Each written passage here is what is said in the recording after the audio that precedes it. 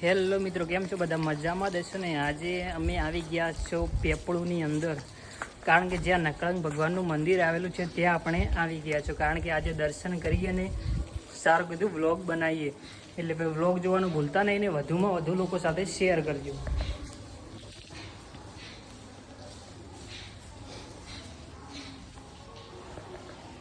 મિત્રો તમે આ જોઈ રહ્યા છો કે નકળંગ ભગવાનનું આ મંદિર છે અને આમ આગળનો ભાગ છે ભાઈ.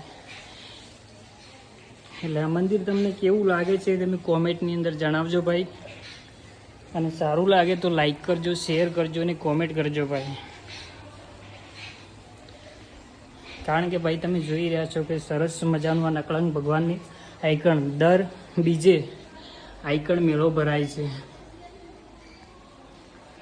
અને દર 12 મહિને ભાઈ આઈકણ મુડેઠા અને નેસડાથી ચૂંદડી પણ લઈને આવે છે. એટલે આ મંદિર તમને કેવું લાગ્યું છે અને અંદરથી આ મંદિરનો ભાગ કેવો છે એ તમે કોમેન્ટ કરજો, અને જય નકળંગ ભગવાન લખવાનું ભૂલતા નહીં ભાઈ. અને આગળ મૂકેલી જ છે દાન પેટી, આગળ મૂકેલી છે. આની અંદર જે તમારી ઈચ્છા અનુસાર તમે આની અંદર દાન પેટીની અંદર પૈસા નાખી શકો છો.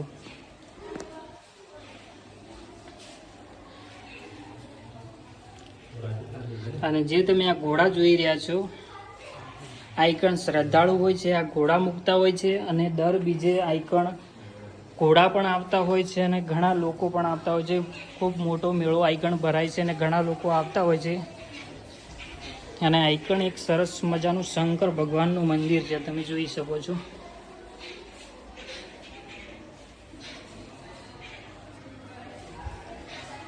અને જે હવન કુંડ બનાવેલો છે, આઈકણ જે શ્રદ્ધાળુ આવે છે, શ્રીફળ વધેરે છે, આઈકણ વધેરે છે.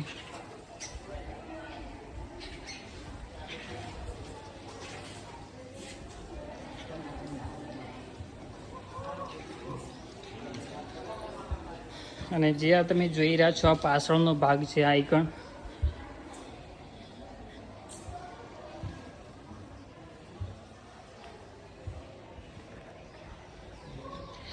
એક મંદિર પાછળ પણ નાનું એક મંદિર બનાવ્યું છે, ત્યાં પણ નકળંગ ભગવાનના ભાઈ ઘોડા આઈકણ મેલેલા છે, તમે જોઈ શકો છો. એટલે જય નકળંગ ભગવાન લખવાનું ભૂલતા નહીં, અને વધુમાં વધુ લોકો સાથે શેર કરજો.